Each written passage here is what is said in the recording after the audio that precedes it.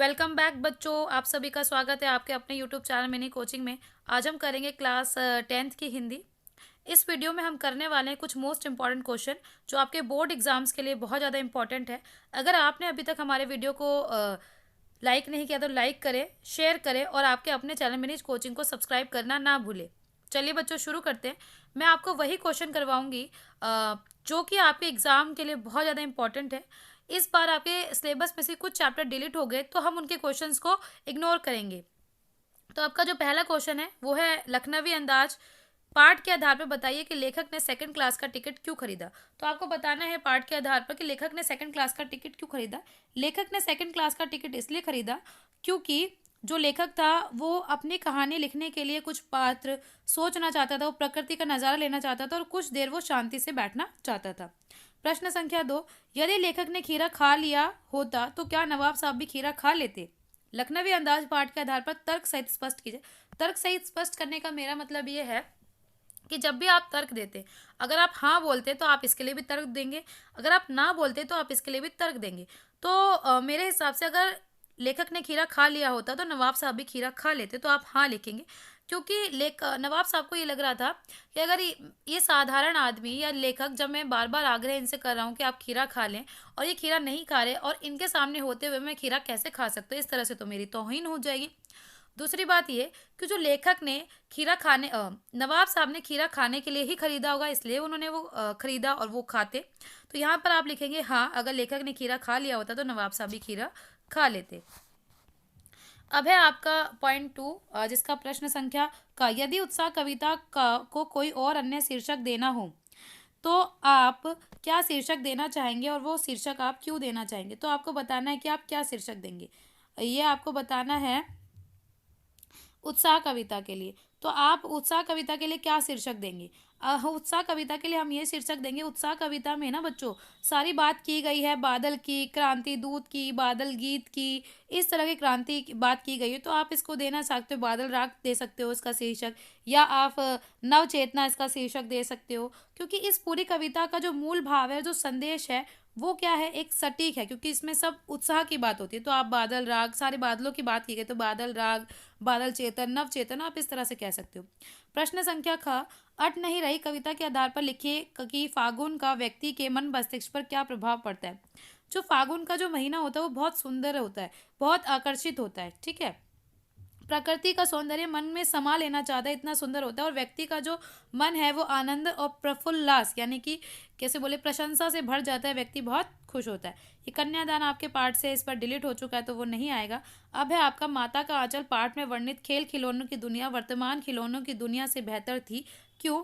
कारण सहित उत्तर देना है। तो यहाँ पर ना माता के आंचल से बताना है, पहले क्या करते थे बच्चे, कंचे से खेलते थे, मिट्टी के बने बर्तनों से खेलते थे, सामाजिक मेल मिलाप होता था, आपस में खेलते थे जिसमें भाईचारा बढ़ता था। पर आज जो बच्चे होते हैं फ़ोन से खेलते हैं, गेम्स खेलते हैं, यानी कि वो सिर्फ अकेले रहना चाहते हैं। पर पहले ऐसा नहीं था, बच्चे दूसरों के साथ खेलते थे जिससे सामाजिक विकास होता था, पारस्परिक मेल भाव बढ़ता था, एकता आती थी। पर आजकल जो बच्चे होते हैं वो अकेले रहना ज़्यादा पसंद करते हैं, जिससे ये सब चीज़ें क्या हो गई, ख़त्म हो गई हैं। जॉर्ज पंचम की नाक इस बार आपके पेपर में नहीं आ रही है। सना सना हाथ जोड़ी पाठ में पर्वतीय क्षेत्रों में बढ़ती मानवीय गतिविधियों के किन दुष्प्रभावों का उल्लेख किया गया है, स्पष्ट कीजिए। तो यहाँ पर आपको बताना है कि कौन कौन से दुष्प्रभाव हो रहे हैं। अगर व्यक्ति ज़्यादा से ज़्यादा पहाड़ों की, आज ने देखा है कि आजकल टूरिज्म पहाड़ों की तरफ बहुत ज़्यादा बढ़ गया है, हर कोई पहाड़ों पे घूमना चाहता है। तो इसकी वजह से क्या हो रहा है, एक तो प्रदूषण में वृद्धि हो रही है, दूसरा बहुत ज़्यादा गंदगी फैल रही है, बर्फबारी में कमी होगी, क्योंकि जैसे जैसे प्रदूषण बढ़ता है तो तापमान बढ़ता जाता है। अगर तापमान बढ़ जाएगा तो बर्फ होती है, उसके लिए तापमान कम चाहिए, तापमान बढ़ने के कारण वहाँ पर बर्फबारी कम हो रही है और जो हमारी प्रकृति सौंदर्य है उसका ह्रास हो रहा है, वो क्या चीज़ें खराब हो रही है। तो ये आपके कुछ प्रश्न थे। अ, अब है आपका नेक्स्ट क्वेश्चन, जिसमें आपसे पूछा गया, अट नहीं रही कविता में उड़ने को नव में तुम पर कर देते हो के आलोक में बताइए कि फागुन लोगों के मन को किस तरह प्रभावित करता है। आपको ये बताना है कि जो फागुन का जो माह है वो लोगों को किस तरह प्रभावित करता है। अभी इससे रिलेटेड क्वेश्चन हमने आगे पढ़ा। तो जो फागुन का महीना होता है उसमें जो प्राकृतिक सौंदर्य होता है एकदम चरम पे होता है, प्रकृति बहुत ज़्यादा सुंदर लगती है। जो हमारी मन होती है उसमें कल्पनाओं की उड़ान भरने लगती है। वातावरण एकदम सुहाना लगता है जो मन मोह लेता है, मन में खुशी और प्रसन्नता भर जाती है। अब इसका पॉइंट 2 है, शिशु के धूलित धूलित शरीर को देखकर कवि नागार्जुन ने क्या कल्पना करी। यानी कि जो शिशु का जो धूल था वो पूरी तरह धूलित हो गया था, यानी कि मिट्टी से पूरा सना हुआ था। तो इसको देख के नागार्जुन ने क्या कल्पना करी। नागार्जुन सोचते हैं तालाब छोड़कर कमल उसकी झोपड़ी में खिल गया है। तो नागार्जुन जी को ये लगता है कि जो कमल का फूल है वो तालाब छोड़कर उसकी झोपड़ी में आ गया है, यानी कि उसको देख के बहुत उसको प्रसन्नता हुई। नेक्स्ट प्रश्न, प्रभुता की कामना प्रभुता की कामना को मृग तृष्णा क्यों कहा गया है। छाया मत छूना कविता के आधार पर लिखिए। तो यहाँ पर आपको ये बता है, जिस तरह से मृग प्यास बुझाने के लिए भटकता रहता है उसी तरह से व्यक्ति प्रभुता की कामना के लिए क्या करता है, तरसता रहता है। मृग तृष्णा का मतलब है, तृष्णा का मतलब प्यास होता है और मृग का मतलब हिरन होता है। तो जिस तरह से जो मृग होता है वो अपनी प्यास बुझाने के लिए इधर उधर घूमता रहता है, इसी तरह जो व्यक्ति होता है वो क्या करता है, भगवान को पाने के लिए, उसकी प्रभुता की कामना के लिए इधर उधर भटकता रहता है। नेक्स्ट प्रश्न, संगतकार कविता ने आम लोगों से क्या अपेक्षा की है। अ, संगतकार कविता ने आम लोगों से अपेक्षा करी है कि कभी कभी हम क्या करते हैं, दूसरे को ऊंचा उठाने में, उनको ऊपर उठाने में अपनी ज़िंदगी उनके पीछे व्यर्थ कर देते हैं, अपनी ज़िंदगी पूरे उनके लिए उनके नाम कर देते हैं। इसका मतलब ये नहीं कि वो लोग कमज़ोर है या अपने हक के लिए आवाज़ नहीं उठा सकते, इसका मतलब ये कतई नहीं है, बल्कि वो लोग मानवीय इंसान है, उनके अंदर मानवता से परिपूर्ण है, जो अपना स्वार्थ छोड़कर दूसरों के हित के लिए कार्य करते हैं, दूसरे के सफलता होने के लिए कार्य करते हैं। संगतकार को यथा योग्य सम्मान देना चाहिए। उनका कहने का मतलब इस कविता से ये भी था कि जो आप सपोर्टिंग एक्टर्स होते हैं, जो हमारी सफलता में बहुत ज़्यादा सहायक होते, हमें उनका क्या करना चाहिए, सम्मान करना चाहिए, उनको हीन भावना से कतई नहीं देखना चाहिए। नेक्स्ट प्रश्न, परशुराम के प्रति लक्ष्मण के व्यवहार पर अपने विचार लिखिए। परशुराम के प्रति लक्ष्मण पे क्या व्यवहार थे वो आपको बताना है। परशुराम के प्रति जो लक्ष्मण थे वो पहले उनसे तो मजाक के तौर पे बात कर रहे थे, फिर बाद में उन्हें गुस्सा आ गया था कि जो परशुराम जी है वो उनके भाई राम जी को कुछ कुछ कह रहे थे। वो कह रहे थे कि आपने ये धनुष कैसे तोड़ दिया। तो परशुराम जी बहुत क्रोधित थे। तो इस परशुराम का जो लक्ष्मण के प्रति व्यवहार आपको पूरा अपनी डिटेल्स में लिखना है, बताना कि परशुराम जी लक्ष्मण जी को बहुत कह रहे थे कि तुम एकदम मैंने बहुत लोगों को मौत के घाट उतारा है, मैं बहुत शक्तिशाली हूँ। तो आपको ये सब बातें इसमें लिखनी है। अब है आपका नेक्स्ट प्रश्न, जिसमें आपसे पूछा गया है, बच्चे रोना धोना पीड़ा आपसी झगड़े ज्यादा देर तक अपने साथ नहीं रखते। माता का आंचल पाठ के आधार पर कथन को उदाहरण सहित स्पष्ट कीजिए। तो आपको उदाहरण के साथ बताना कि बच्चे जो होते हैं रोना धोना या चीज़ें अपने साथ नहीं रखते, लड़ाई झगड़े कुछ देर के लिए होते हैं, फिर वो उन्हें भूल जाते हैं। माँ के द्वारा भोलानाथ के बालों में कड़वा तेल डालना और उसका रोना, और फिर पिता के साथ बाहर जाने पर साथियों के साथ हलना खेलना। जैसे माँ डांट जाती है, उनके सर में कड़वा तेल डालती है, वो रोते हैं, फिर 2 मिनट बाद वो चीज़ें भूल जाते हैं और मुंह फुला के नहीं बैठते। और जैसे दूसरा उदाहरण ये भी हो सकता है, मूसन तिवारी को चढ़ाए जाने पर गुरुजी का लड़कों की खबर लेना, भोलानाथ का रोना और साथियों के झुंड में वापस जाकर खेलना। पहले उसे डांटते हैं, मारते हैं, उसका मजाक उड़ाते हैं, पर वो 2 मिनट के लिए रोते हैं और फिर दोबारा जाके साथियों के साथ खेलने लगते हैं। जॉर्ज पंचम की नाक आपके सिलेबस से में नहीं है। अब आपका है प्रश्न संख्या ग, जिसमें आपसे पूछा गया, यात्राएं विभिन्न संस्कृतियों से परिचित होने का अच्छा माध्यम है। सना सना हाथ जोड़ी यात्रा वृतांत के आधार पर इस कथन की समीक्षा कीजिए। आपको इस सॉरी बच्चों, आपको बताना है कि इस कथन की पूरी समीक्षा करनी है। आपको ये बताना है कि जो हम यात्राएं करते हैं वो हमें अलग अलग संस्कृतियों से जोड़ती है, किस तरह हमें यात्राएं अलग अलग संस्कृतियों से जोड़ती है, आपको वो बताना है। जैसे कि वहाँ जब लेखिका गई तो उसने वहाँ के प्रार्थना के बोल नेपाली युवती से सीख लिए थे। वहाँ के निवासियों की कड़ी मेहनत, अभाव और गरीबी की साक्षरता को देखा। उसने देखा कि वहाँ की संस्कृति कैसी है, वहाँ का कल्चर कैसा है, और उसको ये सब जाने बहुत अच्छा, वहाँ के रीति रिवाज, परंपराएं, मान्यताओं से वो परिचित हो गई। और ये भी सीखी कि हम दूर बैठकर किसी स्थान की संस्कृति का अनुभव नहीं कर सकते, जब तक हम वहाँ जाएंगे नहीं, उससे परिचित नहीं होंगे, तो हमें उसकी संस्कृति का ज्ञान नहीं होगा। अब है आपका नेक्स्ट क्वेश्चन, जिसमें आपका पहला है, मनु भंडारी को अपने पिताजी से जो वैचारिक मतभेद था उसे अपने शब्दों में लिखिए।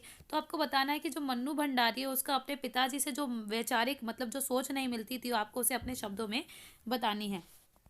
तो सबसे पहला ये था कि जो मनु भंडारी के पिताजी थे वो थोड़े संकुचित विचार के थे, वो पुरानी वैचारिक धारणा के थे, परंतु मनु भंडारी ऐसी नहीं थी। सेकंड पॉइंट आप ये लिखेंगे कि जो पिताजी थे वो मनु की पढ़ाई लिखाई में तो पूरी तरह से क्या थे, स्वतंत्र थे। वो चाहते थे कि मनु पढ़ाई लिखाई अच्छे से करे, आगे बढ़े, पर वो ये नहीं चाहते थे कि जो उनकी बेटी है वो राजनीतिक स्वतंत्रता आंदोलनों में भाग ले या वो किसी भी तरह के राजनीतिक आंदोलनों का हिस्सा बने। पर मनु भंडारी ऐसा ये सब नहीं मानती थी और वो ये चाहती थी कि वो राजनीतिक आंदोलनों का हिस्सा बने। तो आपको ये दोनों मतभेद बताने, क्योंकि ये 2 अंक का प्रश्न है, तो आपको उत्तर 30 से 40 शब्दों में ही लिखने हैं। अब है पॉइंट 2। नेताजी का चश्मा पाठ में बच्चों द्वारा मूर्ति पर सरकंडे का चश्मा लगाना क्या प्रदर्शित करता है? तो नेताजी की मूर्ति पर चश्मा लगाना ये प्रदर्शित करता है कि बच्चों के मन में देश प्रेम, भक्ति भावना या देशभक्ति का जो बीज है वो उनके अंदर पनप रहा है। शहीदों के प्रति आदर, उनका सम्मान, देशभक्ति को प्रति आदर और सम्मान दिखाता है कि बच्चों ने जब मूर्ति पर सरकंडे का चश्मा लगाया। अब नेक्स्ट क्वेश्चन, बाल गोविंद भगत अपने सुस्त और भोदे से बेटे के साथ कैसा व्यवहार करते थे और क्यों? जो बाल गोविंद भगत है वो अपने सुस्त और भोदे से बेटे के साथ बहुत प्यार भरा व्यवहार करते थे, कि वो मानते थे कि जो चालाक व्यक्ति होगा वो अपना जीवन तो जी ही लेगा, परंतु जो भोला व्यक्ति होता है, जो सुस्त व्यक्ति होता है, उसको प्यार और लाड़ की ज़्यादा आवश्यकता होती है, क्योंकि उसका जो जीवन है वो उतनी अच्छे से नहीं चल पाएगा जो ज़्यादा अच्छे से चलना चाहिए, क्योंकि ऐसे बच्चों को अधिक प्यार मिलना चाहिए। इनको ज़्यादा